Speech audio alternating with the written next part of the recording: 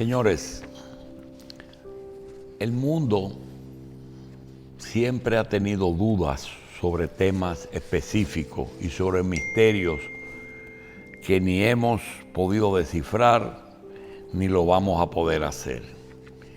Pero hay cosas que están bien establecidas. Desde que se creó el mundo, el sistema planetario, o como usted quiera llamarle, el creador que nosotros llamamos Dios, otros llaman generación espontánea, naturaleza o como le dé la gana de llamar, ha hecho una maquinaria exacta y que no falla. Miles y miles de años que la Tierra gira sobre su eje, miles y miles de años que la Tierra gira alrededor del Sol y que todos los planetas tienen una mecánica que siguen exactamente cada día, cada minuto y cada hora. Pero a pesar de esa exactitud, hoy el mundo vive una etapa inédita con respecto a lo que está ocurriendo en el planeta Tierra. Y ahí sí cabe la palabra planeta. Por ejemplo, hoy 2 de enero, hasta las 6 de la mañana, se habían registrado en el mundo 84.433.395 casos de una pandemia que se ha denominado como el coronavirus. De esos afectados han muerto, han fallecido en sus respectivos países 1.836.451. Y ya se han recuperado 59.726.715 personas. Lo que significa que todavía están afectados en tratamientos, no han muerto y no se han recuperado alrededor de 20 millones de habitantes. Eso es una muestra de que en enero del 2021, un poco más del momento en que apareció el primer caso en una ciudad de China, en vez de tener una esperanza, nosotros lo que tenemos es rebrotes que casi obligan a los gobiernos a tomar medidas muy severas, pero en un momento en que todas las poblaciones de todas las naciones están cansados, están agotados porque han roto toda la rutina que los seres humanos tenemos. Acabo de leerles que sábado y domingo el gobierno le otorga de 5 de la mañana a 12 del día para hacer lo indispensable. Y a partir de las 12 del día hasta el otro día a las 5 de la mañana, usted debe de permanecer en su casa, aislado sábado y domingo. No lo hacen porque los seres humanos no tienen la posibilidad de sobrevivir sin salir a buscar alimentos o medicamentos. Hay que hacer conciencia de lo que se está viviendo. Usted puede hacer lo que le dé la gana, pero hay un problema. Los gobiernos están obligados a darle servicio de salud. y no existe la capacidad para atender una pandemia de esta magnitud. Los presupuestos y los países no tienen programados sus servicios de salud para este tipo de problemas. Solamente el coronavirus, su prevención, su seguimiento, su tratamiento podría ocupar todo el sistema sanitario. Para que se tenga una idea de la situación, le vamos a dar una cifra y usted lo elabora. El gobierno dominicano le está pagando a un laboratorio farmacéutico 25 millones diarios. 25 millones diarios para hacer la prueba del coronavirus, a ver si una persona está positiva o no. Solamente esa prueba, si usted multiplica en un año cuánto se gasta en esa prueba, le va a dar que la prueba gasta más que lo que gasta el Ministerio de Educación diario, que es 27 millones, pero no todos los días del año. Cuando hay vacaciones no lo gasta, que son 27 millones. Imagínense usted que esa obligación que tiene el Estado deje por la libre la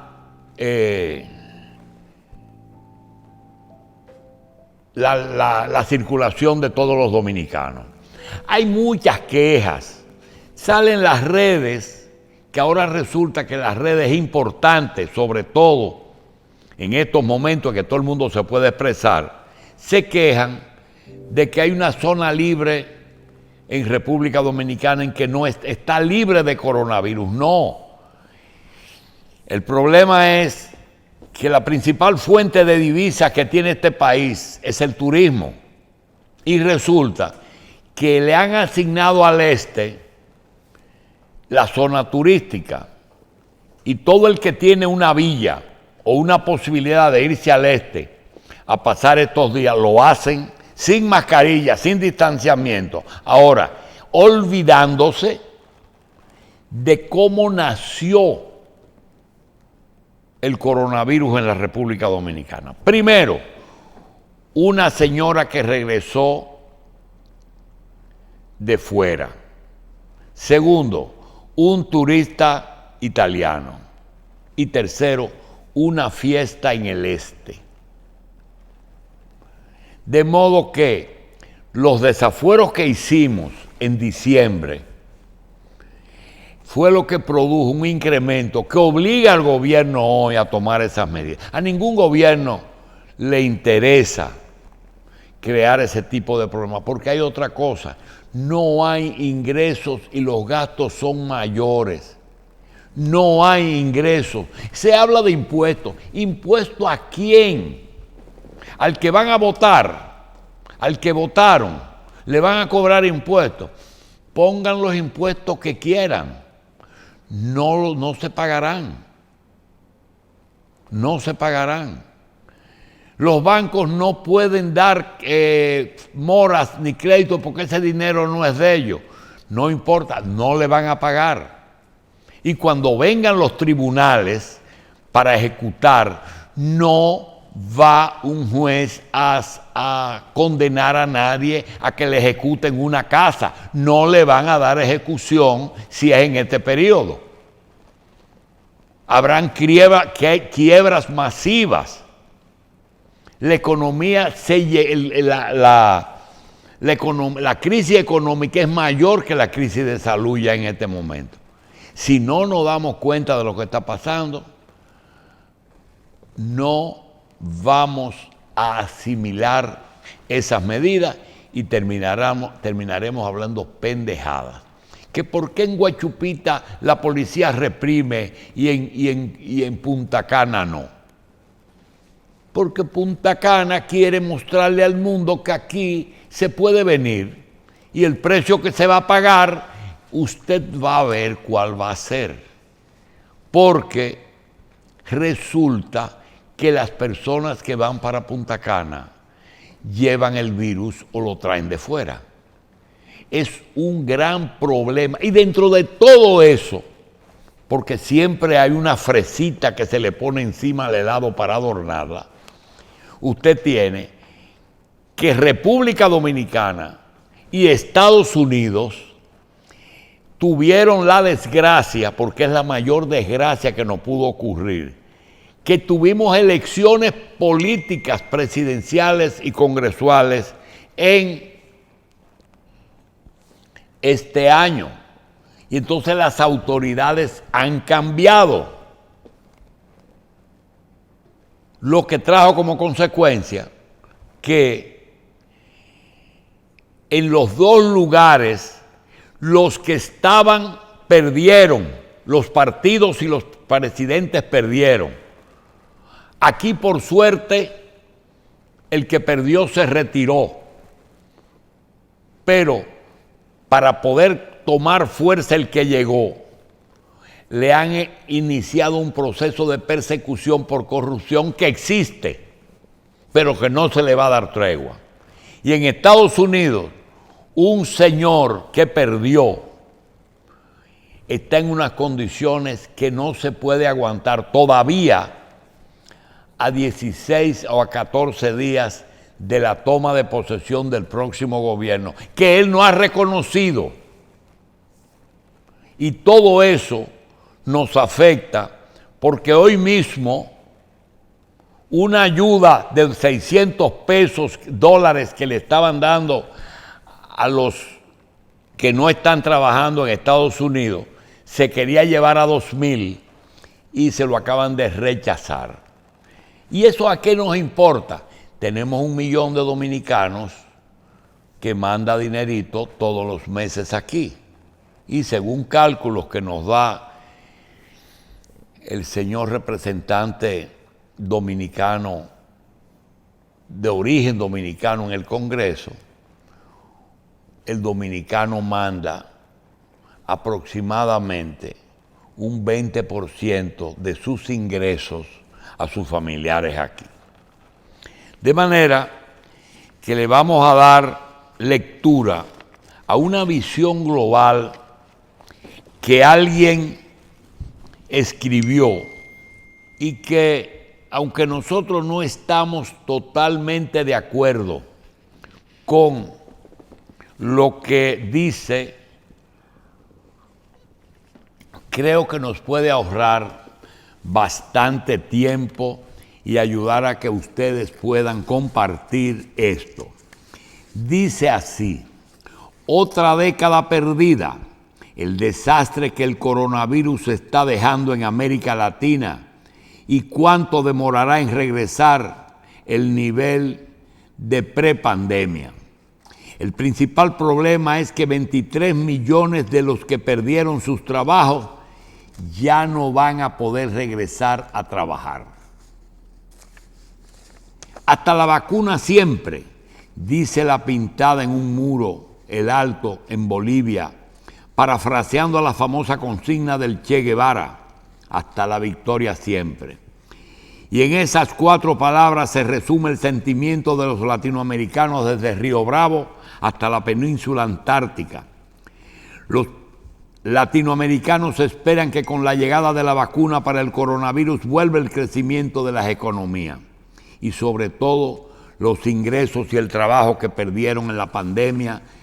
La CEPAL, la OIT y el BID aseguran que habrá una recuperación sustancial, pero no será igual en todos los países y no va a alcanzar para llegar a los niveles económicos de fines del 2019.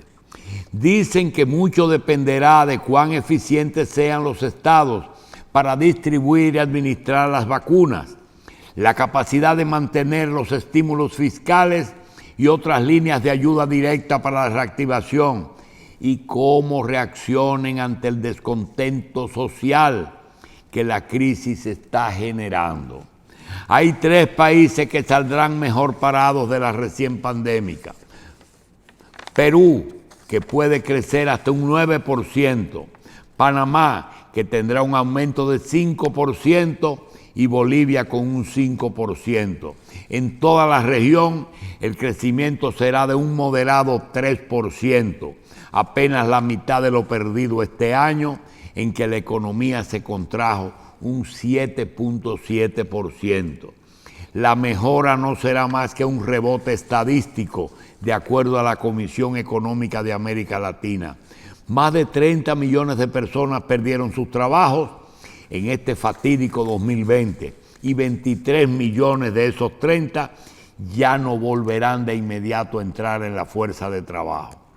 Asegura la Organización Internacional del Trabajo: en el 2021 el empleo estará en terapia intensiva y los indicadores podrían empeorar, dice el informe. Y el Banco Interamericano de Desarrollo calculó que las exportaciones de bienes se contraerán entre 13 y 11%, afectando los ingresos de todos los países de la región.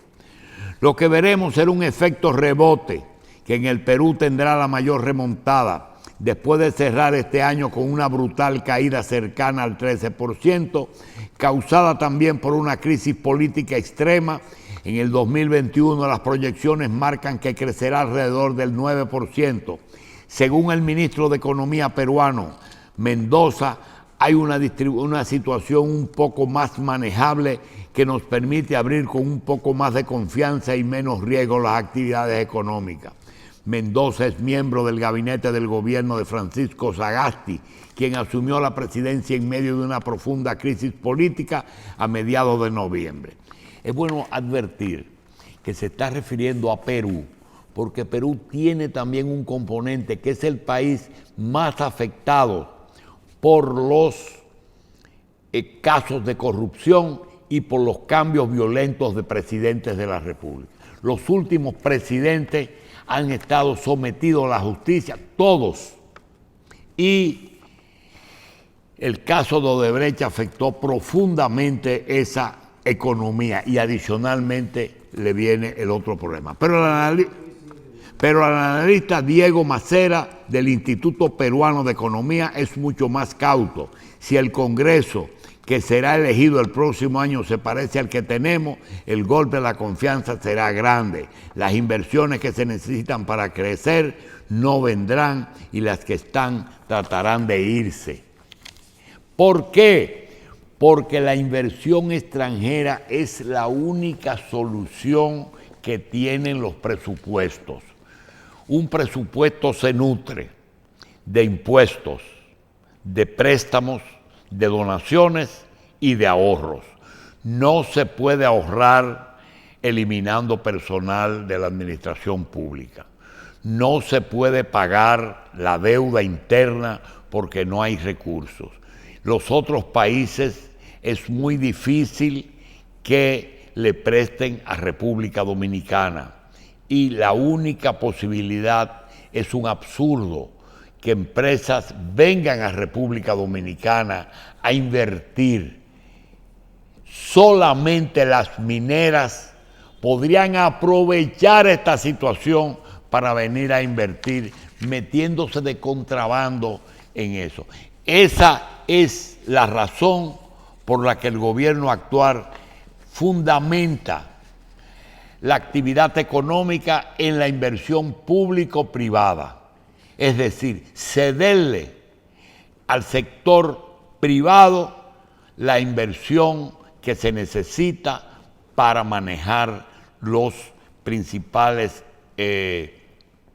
elementos del país. Por ejemplo, ustedes van a ver cómo gran parte del sistema eléctrico pasará al sector privado, cómo las obras públicas se harán mediante inversión público-privada, porque ustedes no van a ver que un banco extranjero va a venir aquí a prestar dinero, jamás. El tema de la confianza para la llegada de inversiones que son esenciales para una salida rápida de la crisis afecta a todo el continente. Los gobiernos populistas de derecha como el de Bolsonaro de Brasil o de izquierda como el de López Obrador no están creando las condiciones necesarias para la entrada de capitales productivos. En Argentina, el avance del kirchnerismo dentro de la coalición peronista del gobierno de Fernández, el manejo poco claro de la vacunación y las restricciones cambiarias provocan la misma reacción adversa entre los grupos de inversión. Para la CEPAL, si bien los importantes esfuerzos fiscales y monetarios realizados por los países han permitido mitigar los efectos de la crisis, las consecuencias económicas y sociales de la pandemia han sido exacerbadas por los problemas estructurales de la región arrastra históricamente. Advirtió en un comunicado de América Latina, no volverá a los niveles socioeconómicos prepandémicos hasta dentro de 4 años. Es decir, que el pobre Abinader con su gobierno tendrá que sacar tierra seca de donde está mojado porque sus 4 años están condenados a decrecimiento y un difícil crecimiento. Vamos a ver qué hace. Por cierto, que el presidente sale en un rato, 4 horas del país. Sale a las 8:30 del aeropuerto de San Isidro a la toma de posición de Pierluigi, el nuevo gobernador de Puerto Rico.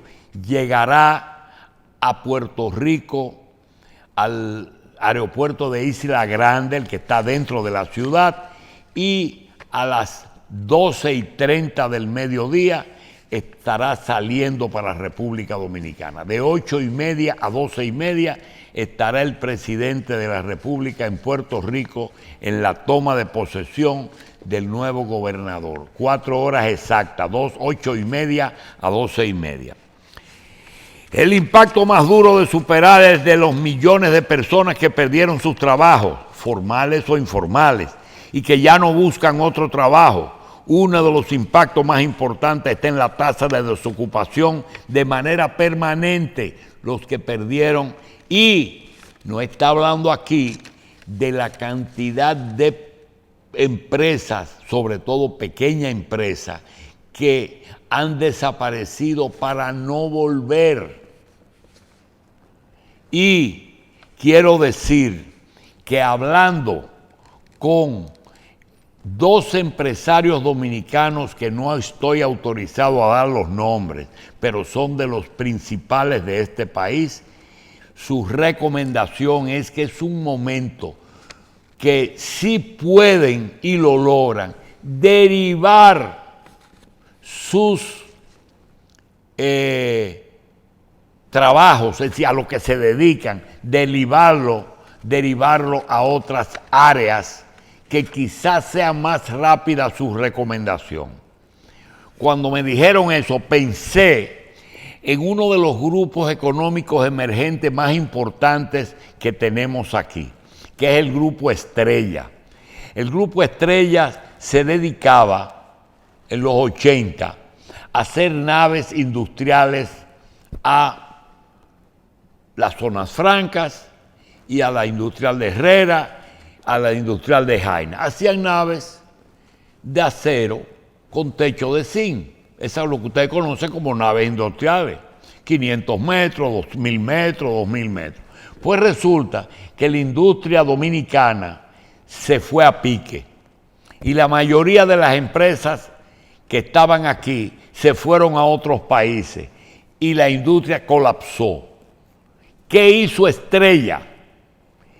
Sus mismos perfiles de acero, comenzó a construir edificios, no naves, y ahí surge el boom. ¿Por qué? Porque aprovechó una crisis y se fue a otra área, y esa área le fue muy bien porque entonces la industria de la construcción subió considerablemente. Y eso es lo que esos 2 empresarios recomiendan, que traten de derivar su crisis hacia áreas que puedan resultar más productivas. ¿De qué estamos hablando? de que si usted no puede venderle sus víveres, sus huevos, sus pollos a la zona turística, pues que piense en exportación, busque mercados cercanos que tienen dificultad y llévele la comida. Y entonces puede producir parte de la divisa que se van a perder durante por lo menos un año, porque lo otro es, eso es discurso. No crean que esto se vaya. Pueden venir 2 o 3 gente que en un avión privado o en un buque, en un yate, vengan aquí porque dicen, vámonos por ahí, no vamos a pasar un año entero. Pero esos son un 1 o un 2% del turismo. No estamos hablando de 500,000 de turistas. Entonces hay que buscarle cómo sustituir ese dinero del turismo. El impacto duro de superar desde 2 millones de personas que perdieron sus empleos formales ya no buscan otro trabajo. Uno de los impactos más importantes está en la tasa de desocupación de manera permanente, explica el director regional para América Latina y el Caribe, Vinicio Pineiro. Para los desocupados, lo que ha pasado fue una reducción de salario o el monto de horas trabajadas, es decir, es una crisis que afecta también a quienes mantuvieron su empleo. La OIT también detectó que las mujeres y los jóvenes fueron los más afectados por la pérdida de empleo y que el trabajo infantil se aumentó. Los países que implementaron estímulos fiscales este año hicieron esfuerzos formidables, señaló Piñeiro, pero para cada año que entra es fundamental cambiar el chip y mirar la recuperación económica sostenible a lo largo, no solamente para curar las cicatrices que han dejado la crisis, sino también para explorar oportunidades más importantes, que es una crisis que llega a todos los sectores económicos, eso es otro. No hay un sector que esté mejor. También estamos hablando de niveles de desocupación y desempleo sin precedentes. El Caribe será la región con mayor contracción en el 2020. Será un crecimiento de un 4% y allí el país más afectado será en el Caribe, la isla de Santa Lucía, que se espera que la contracción llegue a 26%. Fuera del Caribe, los países más golpeados son Venezuela, con 30% de caída, sigue Perú con 12% y Argentina y México con 10 y 9%. A este panorama, el expresidente del BID, Moreno, alertó sobre la creciente posibilidad de una nueva década perdida como la de los 80, en que Latinoamérica, debido a la pandemia, con el 8% de la población, la región concentra alrededor de 1/3 de los casos del COVID del planeta. Advirtió que como esos años el mayor problema sigue siendo la deuda. Moreno explicó que durante la crisis financiera de 2008 la relación deuda-PIB en América Latina era de poco menos de 40%.